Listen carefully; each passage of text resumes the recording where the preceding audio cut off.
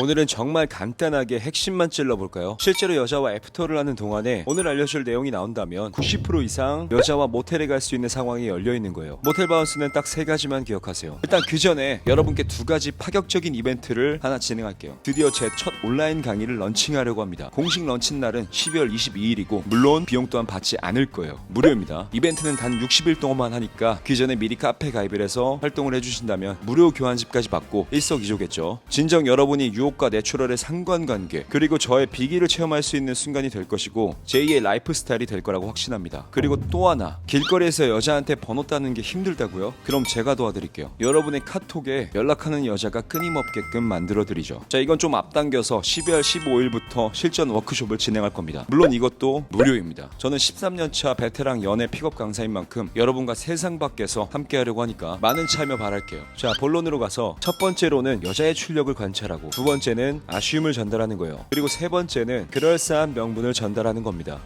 반갑습니다. 웨네스예요. 일반적으로 남자들은 썸녀나 아니면 첫 애프터한 여자랑 잠자리를 갖기 위해서 굉장히 다양한 포지션을 잡잖아요. 대표적으로는 여자와 술을 많이 마신다거나 아니면 고백을 통해 관계 정립 혹은 연인 모드로 해서 바운스를 시도한다거나 또는 섹슈얼한 상황을 만들어서 술집에서 미친 키스로 유혹을 하죠. 오늘은 이런 뻔한 정보를 알려주려고 한 게 아니에요. 게다가 여자가 성욕이 강해서 ASD조차 없는 여자라면 그런 여자들은 어떤 스킬 없이도 잘 되잖아. 반대로 잘 안 나오는 여자도 있을 거예요. 저는 오늘 그런 여자들한테 도 사용할 수 있는 기술을 알려줄 겁니다.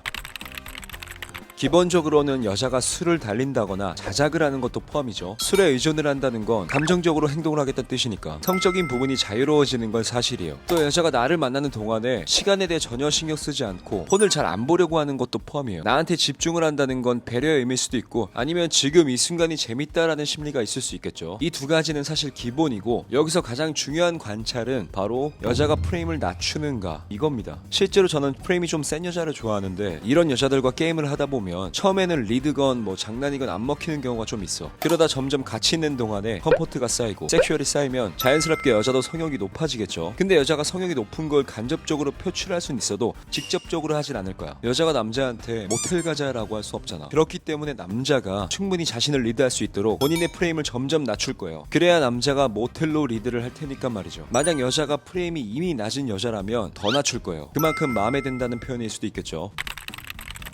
만약에 여자가 단간이 되게 애매하게 나와. 이럴 때 남자들은 지르기도 뭐하고 또 뭔가 포기하기도 뭐해서 되게 애매하게 여자가 단간이 나와주기를 바라는 똥꼬쇼를 할 텐데 저는 이렇게 단간이 애매한 여자와 게임을 할 때는 항상 먼저 아쉬움을 전달해요. 이게 패턴 인터럽트라고 해서 일상생활의 균형을 깨트려서 상대의 판단을 멈추게 하는 일종의 NF 기술인데 너무 어렵죠. 그냥 쉽게 말해서 여자가 내 판단에 맡기도록 감정을 흔드는 거야. 예를 들어서 애프터가 마무리될 때쯤에 보통 남자들은 계속 질질 끌잖아. 그게 아니라 내가 먼저 애프터를 정리하고 끝내주는 거야. 예를 들어서 내일 출근해야 한다 혹은 뭐 약속이 있다고 하면서 상황을 정리하는 거죠. 근데 이것도 가장 무르익었을 때 가장 좋을 때 해주는 게 좋아요. 뭐 키스가 나와서 이제 살짝 성욕이 높아진 상황이거나 아니면 되게 애매한 시간대 있죠. 새벽 1시나 뭐 이럴 때 예를 들어 여자랑 술집에서 마무리를 해주고 길을 걸으면서 약간 환기된 상태에서 여자한테 이렇게 가긴 좀 아쉽다 하면서 아쉬움에 대한 여지를 남겨줘요. 물론 여기서 여자가 단간이 많이 올라오면 여기서 질러도 상관없어요. 근데 이것보다 더 애매하다면 택시를 잡고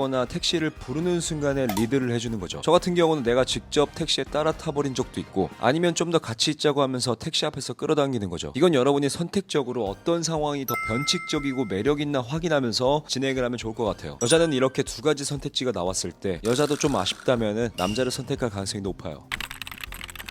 여자랑 애매한 시간에 애매하게 애프터 하다가 마무리됐고 뭔가 여러 가지가 열려있는 상황일 때 있죠. 여자 입에서 어디 가게라는 말이 나왔다면 되게 애매하다는 뜻이죠. 보통 이럴 때 모텔 바운스를 시도하는데 이때 여자한테 모텔 가자라고 하면은 당연히 여자는 거절의 동물이기에 ASD가 뜰 거야. 이때는 제가 예전에 유튜브 활동할 때 알려줬던 크루저 루틴을 쓰면 돼요. 우리가 흔히 많이 알고 있는 라면 먹고 갈래나 아니면 고양이 보러 갈래 이런 것도 바운스 루틴인데 이건 보통 자취방이 있을 때 할 수 있는 멘트죠. 당연히 모텔로 바운스 할 때는 라면 먹고 가자 이런 말들은 사실 문맥 떼쓰는 느낌이거나 애교 부리는 느낌이야. 명분이 아니라 지르는 거지. 그래서 필요한 게 크루저 루틴이에요. 여자한테 그냥 크루저 한잔 하고 싶다고 하고 편의점에서 파는 술인데 뭐 있나 보러 가자 해서 이제 편의점 같이 가서 크루저라는 맥주를 사면 돼. 이때는 자연스럽게 과자 같은 뭐 시블커리도 고르면서 뭐 자연스럽게 MT에서 먹을 수 있는 암묵적인 룰도 발생할 수 있겠네요. 그죠? 그리고 이건 너가 사는 거지 하면서 여자가 세게 해도 좋아요. 만약에 여자가 또 어디서 마시냐고 하면은 그냥 같이 한 잔만 하고 가자고 자연스럽게 모텔로 바운스하면 됩니다. 갑자기 술 마시니까 이게 너무 땡겨서 그런다, 이런 식으로 술에 대한 명분을 걸어주면 돼요. 여자들한테 책임 전가를 하지 말고 회피할 수 있는 선택권을 주는 거야. 우리가 모텔에 가는 이유는 잭스가 아니라 그저 술을 마시는 거다 라는 합리화를 시켜줄 명분을 전달하는 거예요. 넷플릭스 보러 가자는 말도 사실 잭스를 하는 게 아니라 넷플을 보러 가는 거야. 무슨 말인지 알겠죠? 자, 그럼 구독과 좋아요 누르고 다음 영상에서 볼게요.